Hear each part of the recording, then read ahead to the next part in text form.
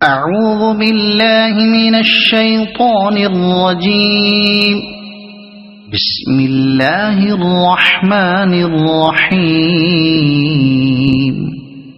Well لکل ہمزۃ لمزہ الذی جمع مالا وعددہ یحسب ان مالہ اخلدہ۔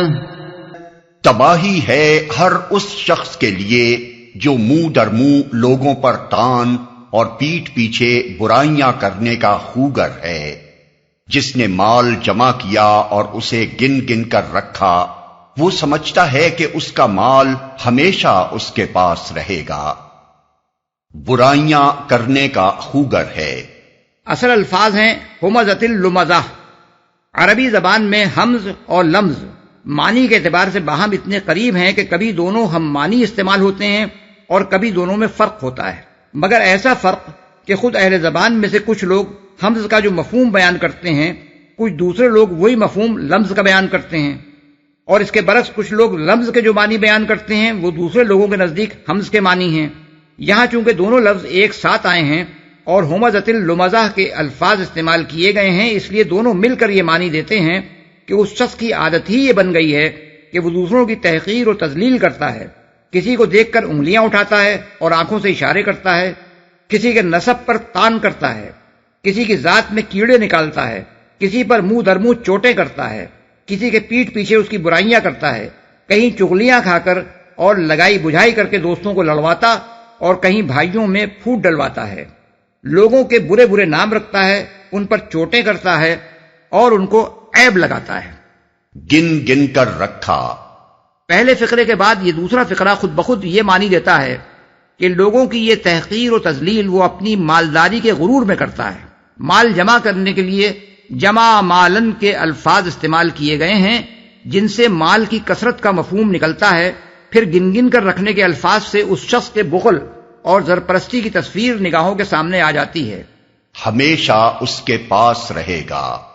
دوسرے معنی یہ بھی ہو سکتے ہیں کہ وہ سمجھتا ہے اس کا مال اسے حیات جاوداں بخش دے گا، یعنی دولت جمع کرنے اور اسے گن گن کر رکھنے میں وہ ایسا منہمک ہے کہ اسے اپنی موت یاد نہیں رہی ہے اور اسے کبھی یہ خیال بھی نہیں آتا کہ ایک وقت اس کو یہ سب کچھ چھوڑ کر خالی ہاتھ دنیا سے رخصت ہو جانا پڑے گا۔ كلا لينبذن في الحطمة وما أدراك ما الحطمة نار الله الموقدة التي تطلع على الأفئدة إنها عليهم مؤصدة في عمد ممددة۔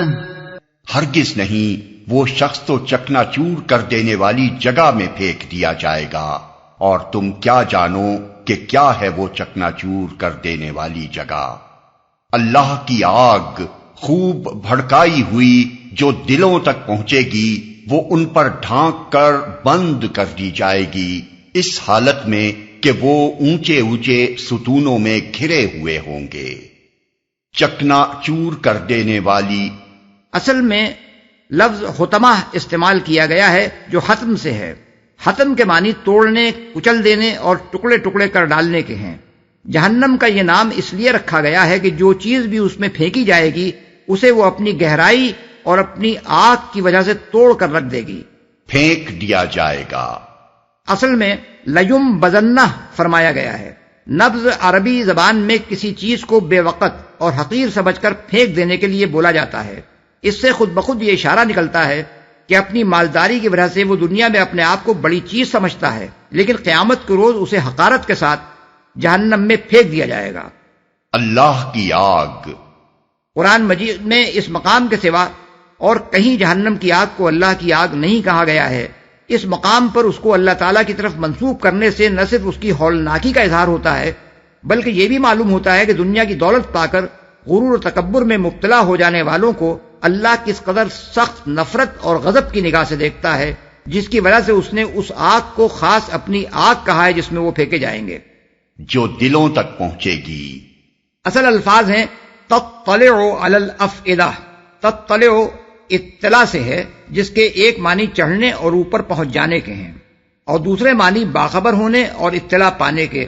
افئدہ فواد کی جمع ہے جس کے معنی دل کے ہیں، لیکن یہ لفظ اس عضو کے لیے استعمال نہیں ہوتا جو سینے کے اندر دھڑکتا ہے، بلکہ اس مقام کے لیے استعمال ہوتا ہے جو انسان کے شعور و ادراک اور جذبات و خواہشات اور عقائد و افکار اور نیتوں اور ارادوں کا مقام ہے.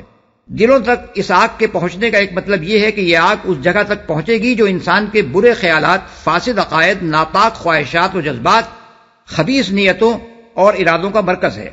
دوسرا مطلب یہ ہے کہ اللہ کی وہ آگ دنیا کی آگ کی طرح اندھی نہیں ہوگی کہ مستحق اور غیر مستحق سب کو جلا دے، بلکہ وہ ایک ایک مجرم کے دل تک پہنچ کر اس کے جرم کی نوعیت معلوم کرے گی اور ہر ایک کو اس کے استحقاق کے مطابق عذاب دے گی. بند کر دی جائے گی، یعنی جہنم میں مجرموں کو ڈال کر اوپر سے اس کو بند کر دیا جائے گا.